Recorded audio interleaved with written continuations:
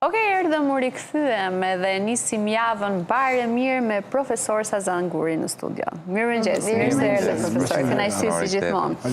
Vjen dhe do të flasë shkurt dhe përmbledhur sot, sepse jetë mjaft i ngarkuar me konferencën e tretë shkencore që ju po mbani bashkë me Akademinë Rënjë Tona, apo jo? Është një konferencë që do të listohen gjitha artefaktet që rëndisin Shqipërinë në atë që ti e quajnë Gjerdanin e Art Evropian. Se çfarë keni zbuluar, ti do të na bësh një paraprik këtu, të gjërave që do të jenë dhe pjesë të konferencës, po për më shumë, të gjitha ata që kanë interes të thellë historik për të mësuar më shumë, ju ndjekin te konferenca që do të jetë ku?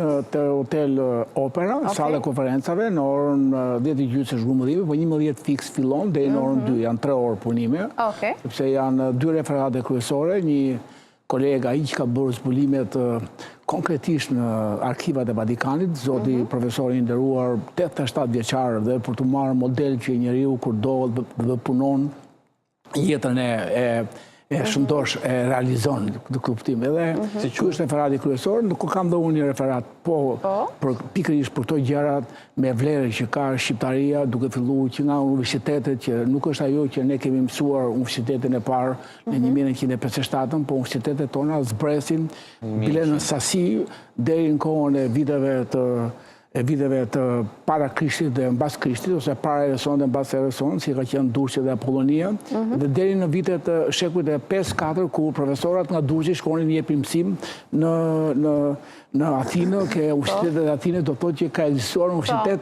që këta profesora, pedagog, jepin, sepse është... Ne kemi folur, ne i thamë gjitha faktet dhe në kaluar. Po njëta gjë është shkolla e parë, nuk është ajo që kemi mësuar 1887, po shkolla ka zbuluar kë profesor Nikola në 1123 dhe thuhet që u rihap në Vatikan, ekzistojnë Dominikanët dhe Benediktët që kanë ardhur në ato vite në Shqipëri, atëherë qendra armënore ishte Kurbini, dhe thotë rihapur në shkollë në Shqipe, 1123, që plotësohet me disa fakte të tjera që ka ekzistuar dhe në shekullin 9-8 në Horë, dhe në shekull 5-4 në Berat, shkollat që cilat kishin arsimimin jo në gjuhë, jo në atë sipas i besimit caktuar fetar, por ja te ka qenë i krishterë, por kishte lënë të natyrës, astrologji, dituri natyre, aritmetikë, edhe një lëndë fetare ku akademi... Astrologji? Po, astrologji, po, Gjatasini astrolog ishte. Astrolog, vetë atyre publicist, sociolog, një me gjutuaja, një më jetë disiplina, dhe ajo astrologjie bënte që t'ishe njëri mbarë botëror. Dhe prandaj dhe e hoqën nga rektori universitetit në Stamboll, rektori i parë i universitetit turkë, dhe a japi universitet më vete, por nuk në erështën, që a i kishe sa mi frashin student, o Gjatasini, ose kishe Konstantin Kristoforidin student. Pra, këto janë e treta zbulime është shteti i parë i Arbit, nuk në erështën.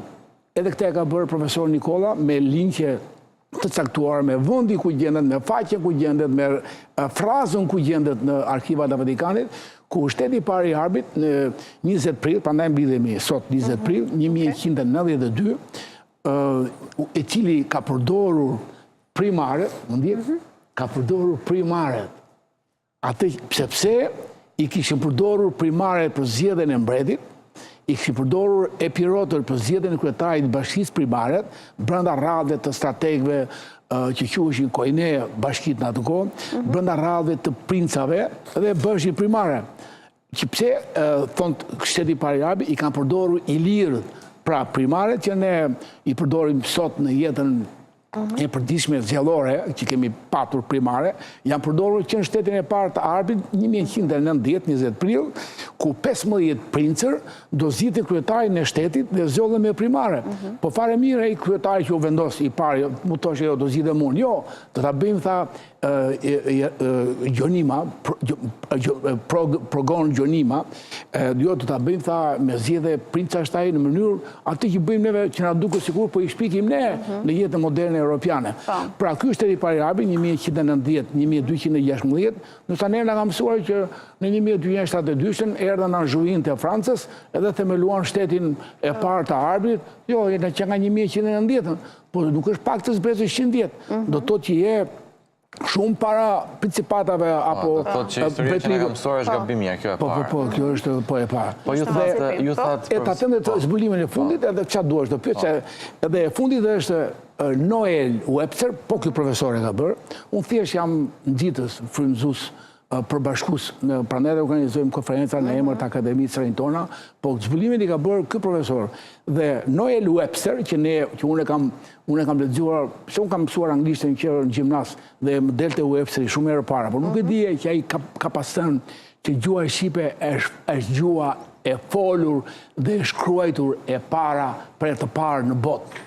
Noel Webster, që është në bibliotekat e Gjermanisë, paqja filan, në Webster të mdhenjë, që janë dhe fjallorë të mdhenjë gjerman apo dhe angles, Webster quhet dhe fjallorin enciklopedik.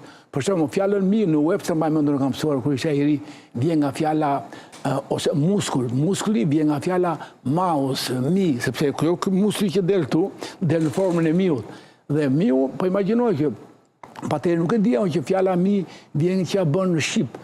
Sepse që është gjua shqipe, e ona e veprimit që bën një objekt në natyrë. Se si bën miu?